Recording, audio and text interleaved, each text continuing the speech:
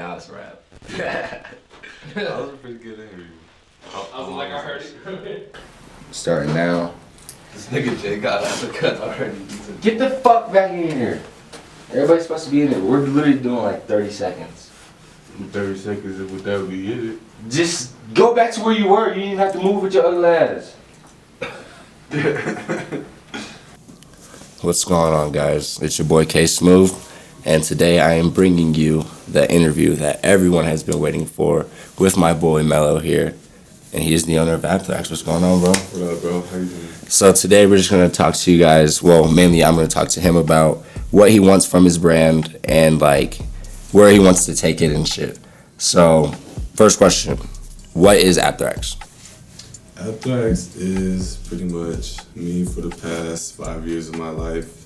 Pretty much everything that I've put into my creative categories, and it's fashion through my eyes. And pretty much what I think Abthrax is, in a sense, is initially it's for the people outside the box.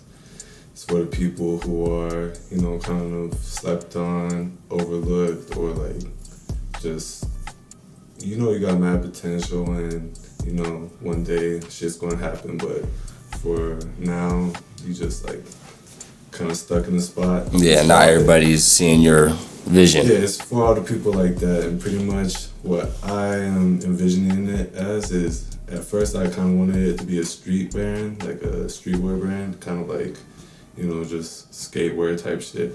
But the more I kind of like thought about it and the more I made clothes and whatnot, I kind of like wanted to combine high fashion with streetwear, in the sense of like you could still get like a printed tee for like $20, or you could get a pair of custom made pants for like $350. Yeah, so you can get something in mass, or you can get something that's more like one of one.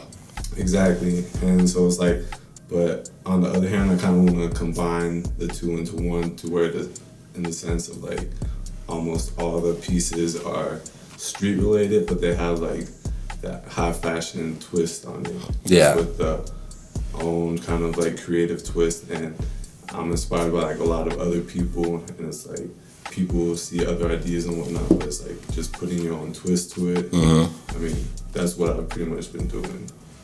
That's Abthrax. All right, question 2. What are your plans for the brand, and like what's gonna make Abthrax take off?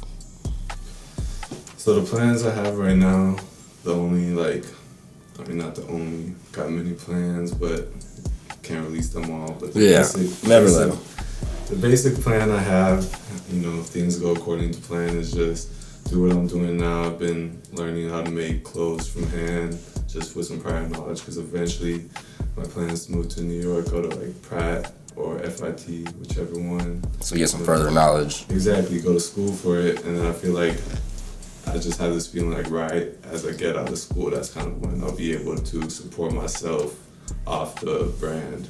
Off of your business. Yeah, exactly. Just like kind of get that foot in the water, get the recognition. Yeah, get out there. Have people like, you know, your favorite, you know, Enigma rocking your Abthrax. Your favorite, yeah, you never know.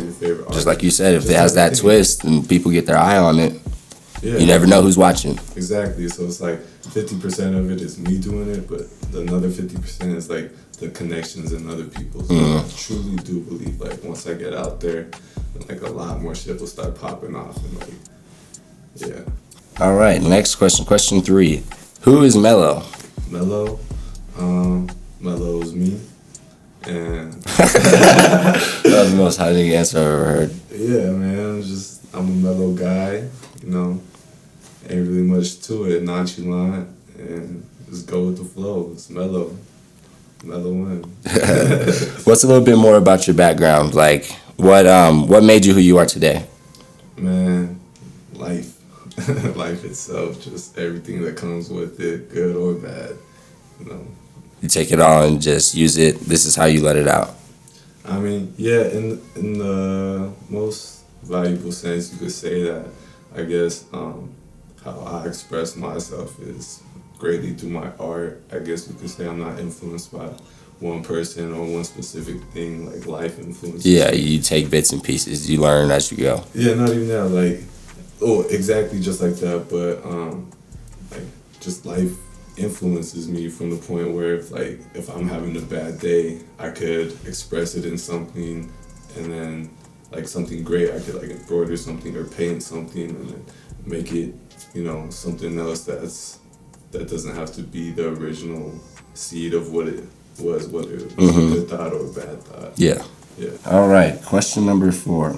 How did you know when you had the right idea? How did you know that you wanted to make clothes? Man, so, every young teenager, high schooler, they always go through that phase where, shit's cool, shit's sweet, you having fun, and then it really comes down to the ball drop of what the fuck am I gonna do for the rest of my life? How am I gonna fucking get the food on my plate every night, And just from like a youngin', like even a baby, from where like my moms and my pops would pick out my clothes, like I would even have like a sense of like, no, I don't want to wear that, like I want to wear this, just having a picky taste about that.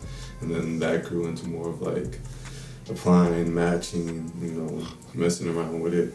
And then I was like clothes, I was like putting together clothes. My family I come from a family of like artists and whatnot, so it's like when I was like really thinking about it, I was like, damn, what can I do? It's like when I was younger, I really wanted to be a pro skater and shit, but it's like as I got older, I was like, man, that shit ain't gonna happen.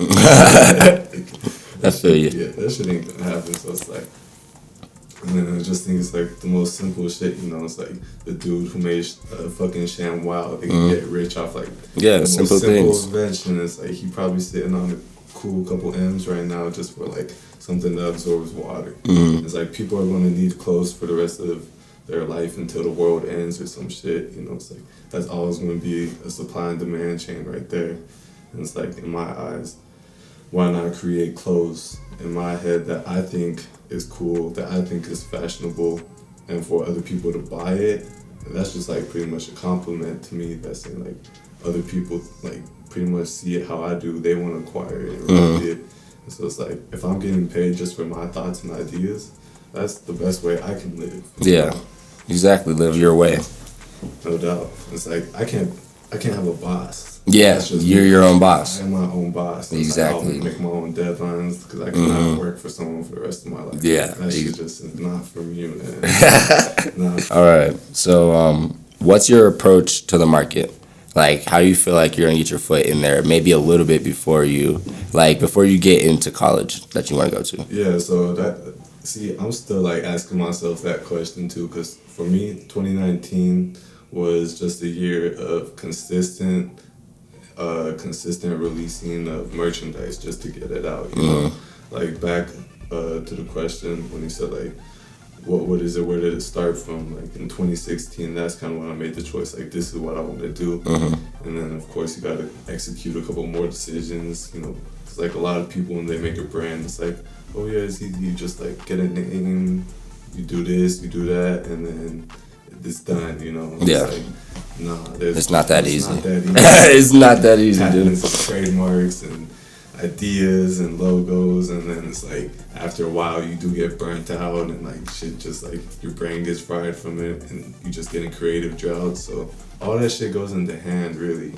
I mean, what was the original question? What is Abthrax? No, was that the one we're on? No, we're on 5. Alright. Oh yeah, the marketing. So Dun, dun, dun. So pretty much what I'm using 2020 for is just like getting more experience with the marketing and whatnot, like taking business classes and whatnot, and making it as one thing. Anyone can make anything, but it's like how you get it out and disperse it and make those connections. So I do want to take some business classes, but I do believe like just meeting the right people as well will help me get to that platform I'm supposed to be at. Facts.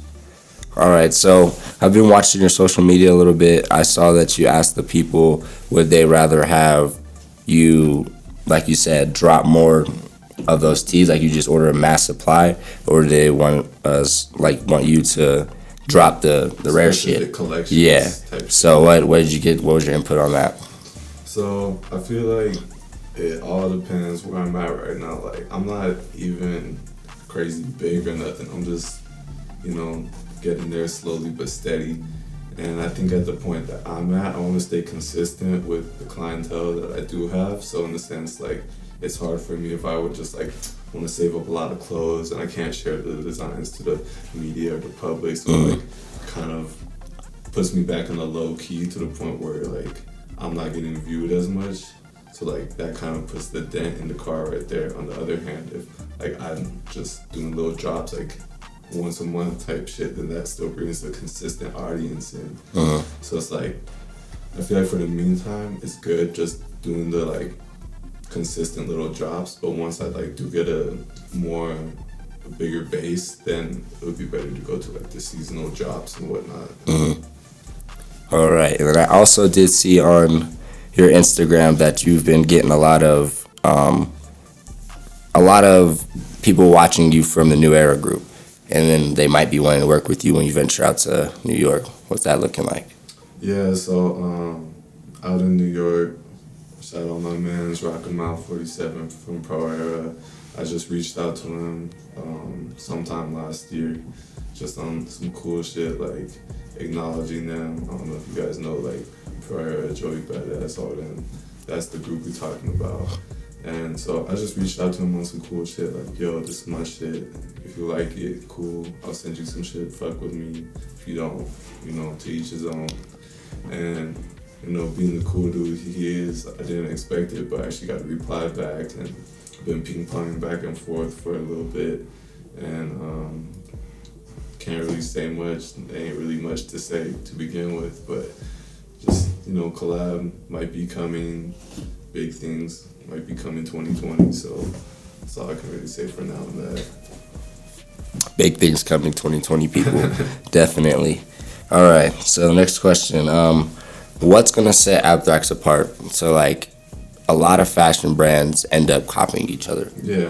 Whoa. Sure. How are you gonna avoid that with Abthrax? You're just gonna keep it all unique? You know, like, I think about that too in times, but I feel like a good way to just keep myself diverse and keep myself astray from everything is just like drop the shit that, you know, I just want the clientele to get. You know, ain't nothing crazy. If a logo gets stolen or something, like a basic tee design and whatever, it was just something I pulled out my ass that someone liked.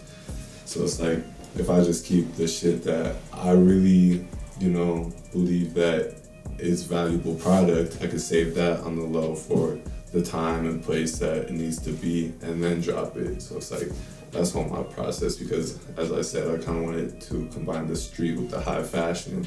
So it's like, when those like really immaculate pieces I make that like I'm even proud of myself, I'm gonna like save that for like portfolio type shit, you know, until like I actually can get a name, if you want to say. All right, so we'll do this as the last question for now. What do you picture Abthrax as in the next 5 years? Next 5 years, goddamn. In the next 5 years, I picture it pretty much under construction up until that 4 or 5 year part. That's the where I'm expecting the time to like break the brink, you know, like pierce the surface of it.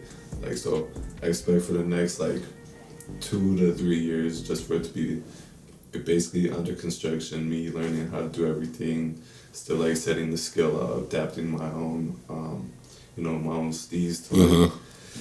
And then after that, like 4th, 5th year, after I get like a good grasp on everything, that's when like I kind of expect shit to hit the fan and, you know, kind of get out there. I mean, if shit happens sooner, then, you know, bless up and get into that.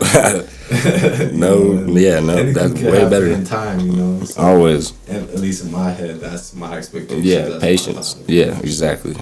All right, folks, I would like to thank all of you guys for tuning in and watching this interview. I want you guys to show as much love to my boy over here. Go follow his brand, show him mad support, because, you know, this man's crazy. You guys have to back that shit up. You know, it's the team going on around here. We got Kid X, Panda, Mello, and K Smooth, and we all just want to thank you guys for watching and tuning in. We sign out from Smooth TV and see you guys next time.